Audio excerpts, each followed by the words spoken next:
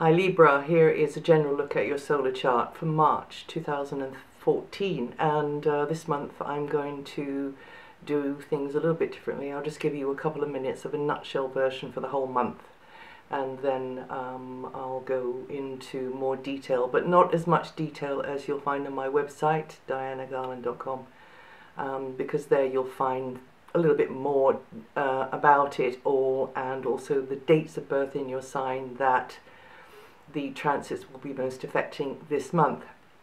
But the nutshell, well, in general, there's going to be fresh opportunities for you to advance your life or your career into new areas, but the devil, as always, is in the detail. You're going to have to be quite practical this month. March is a month for you to roll up your sleeves and make yourself useful. There's a long-term austerity in your money area, and it's here that you'll need to work hardest to achieve your aims through new challenges, overcoming obstacles, and maybe feeling a lack in that area too, because you can't quite get to the thing that you want. Mars is going to be in your sign, and it is in your sign, and it keeps you on the go. And you can be successful if you don't overstretch yourself and keep your batteries topped up. From late month, there's new beginnings in close relationships over the subsequent month. And that's the nutshell. Now, the new moon on the first in Pisces mixes well with Jupiter and Pluto. They're at odds with each other still. And for you, Libra, despite the general tendency to maybe hang on too tightly to something or take things too personally, if you were to just shift your position a little and take a different angle, then you'll probably end up gaining more. But you might have to let go of a previous plan, standpoint, arrangement on the way, but that will then clear the space to preserve something that you value more, or that you're coming to value more.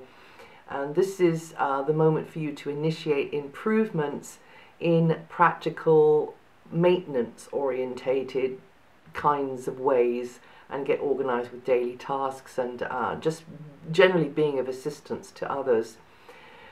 So until the 21st, it's a time to make yourself useful. So you may be dealing with niggly details and more chores, but this is also the moment to get to grips with things and get things more how you want them to be. It might be to do with health, that could be yours or another, or better diet, exercise, that kind of thing. You could also be putting more effort into your skills and applying those skills, or even adding new strings to your bow. So dealing with the to-do list and being sensible about getting organized, that would seem to be advisable.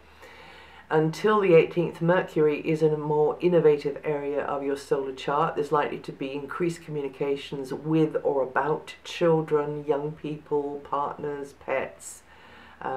Whatever you're doing, there may be more laughs and distractions along the way, though. So you're going to be enjoying playing with ideas, speculating maybe a little wildly at times on this or that or the other possibility, but still, you know, looking at the practical side. But your creative juices will be flowing, and you'll be perhaps more articulate as well, which may help with you putting the word out there on something, or connecting with the right sort of people, because you can be very persuasive and you can be quite compelling as well.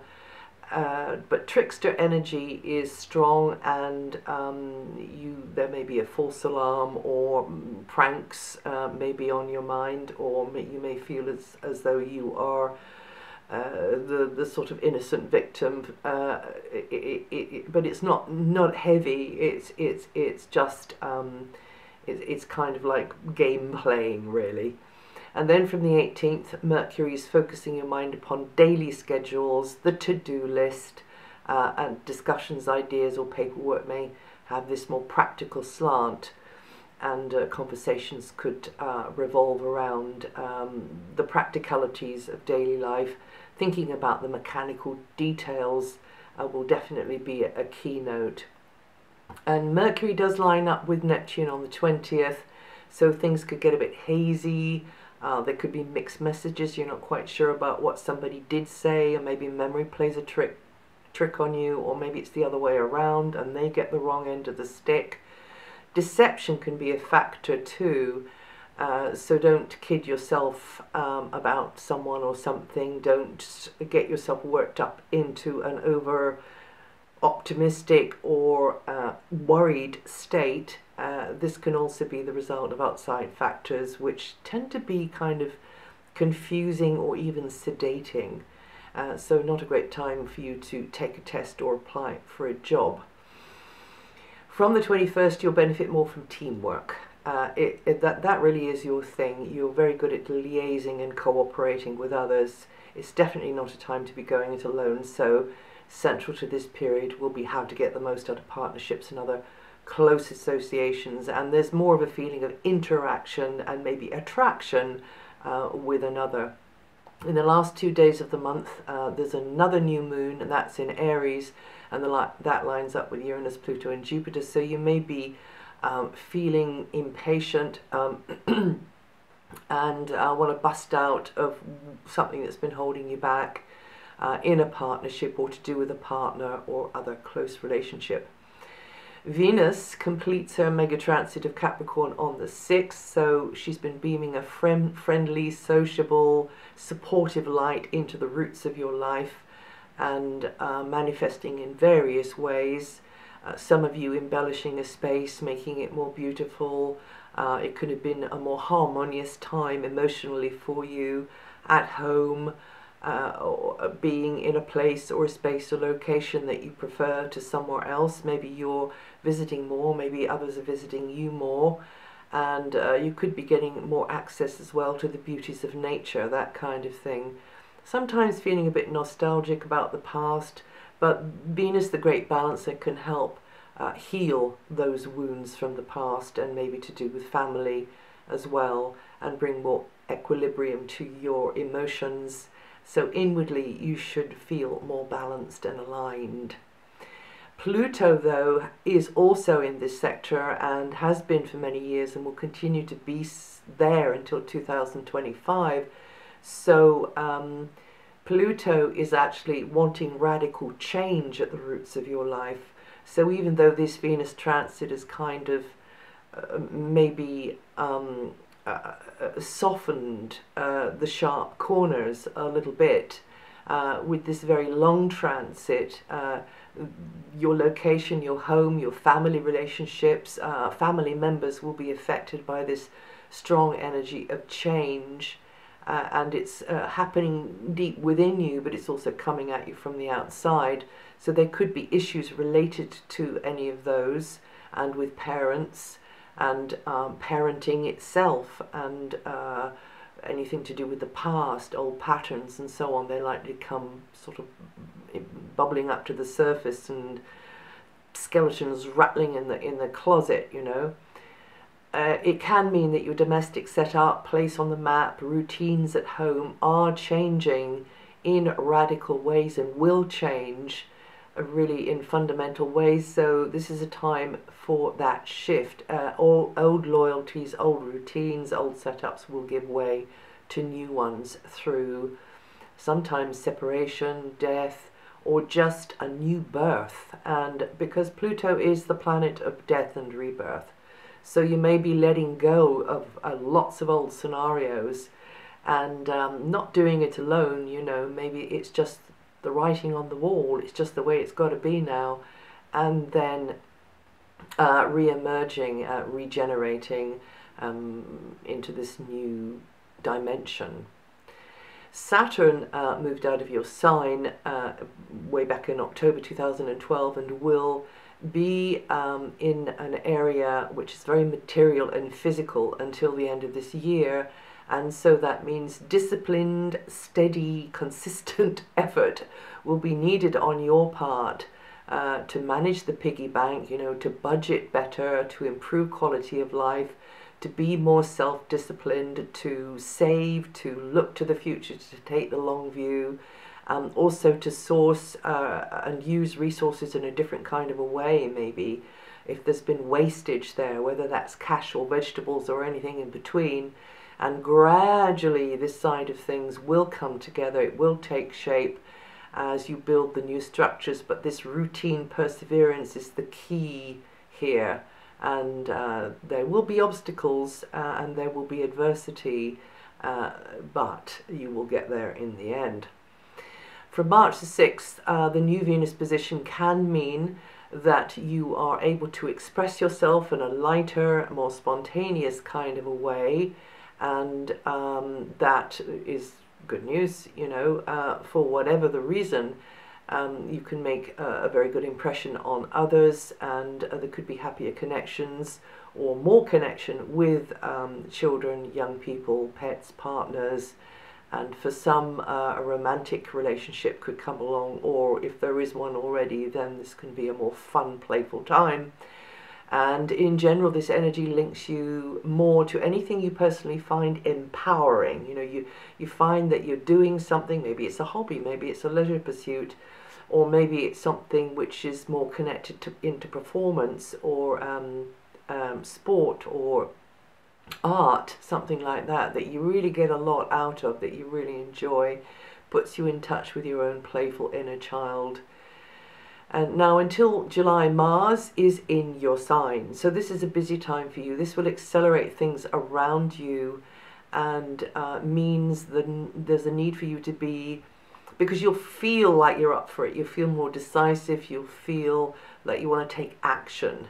And it also brings more hustle and bustle around you. So, you know, you wake up one morning, you're not in the mood, you don't feel like doing anything much, but with the Mars hustle and bustle there, you've got to kind of try and keep up best you can.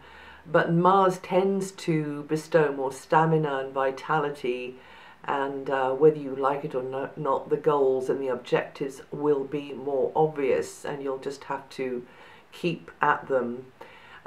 Definitely it's a time to get the ball rolling on things, and Mars is about initiating things, so as I say, whether you choose it or not, you've got to be just that bit more dynamic and proactive and get on with what needs to be done. And some of you will get plunged into situations which do demand more assertiveness, more physical energy from you.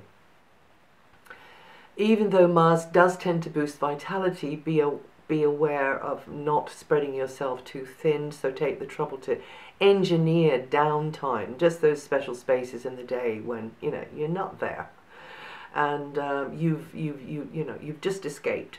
And the advice would be that it would be smart for you to try to customize things to suit you better, to pace yourself so that you'll have the reserves you need to tackle things. I mean, Mars is in your sign for a very, very long time, and you are the sign of the balance. So you need to balance your efforts with enough rest and recuperation, Libra. But overall, this is your opportunity to cover a lot of ground. I mean, get on with whatever the program is about to improve things for yourself personally, for you and yours as well. And Mars doesn't like hanging around, and Mars can be a bit hasty. So even though you shouldn't procrastinate, once you've thought something through and maybe slept on it as well, don't just you know, take a hasty decision which you might be sorry about afterwards. So just watch your step as you go forwards and don't trip over your own shoelaces. Until next July, Jupiter will be in your area of career and overall life direction. That's very good news for you. That's sort of like right at the top of your sun sign chart. So that will give you more choice, more doors swinging open, but not all will be leading to the highest good. And you could be puzzling over which door to go through, which is the best way for me to go here. And it's more likely you could gain more recognition and be learning things professionally as well, you know, if you choose that door where you're really coming from. So even though it maybe doesn't look as though it would be as rewarding as far as cash is concerned, Jupiter tends to deliver very well, because Jupiter is quite a spiritual energy, but not really out there. So if you were to choose the door where you really feel a kind of little sort of electrical sort of buzz of excitement, and then Jupiter energy can deliver that abundance, that potential abundance that he holds very well to you. By the end of the transit, you should feel more established in your field and more secure even, despite the fact that you've got this austerity going on in the money area until the end of the year. And this is a time when you can identify more personally with what you do for a living, which sounds pretty good news to me. So that's it for March. If you know your rising sign or your moon sign, listen to the forecast for those. And you'll find more details on my website, as I said, DianaGarland.com. And I'll see you the next time.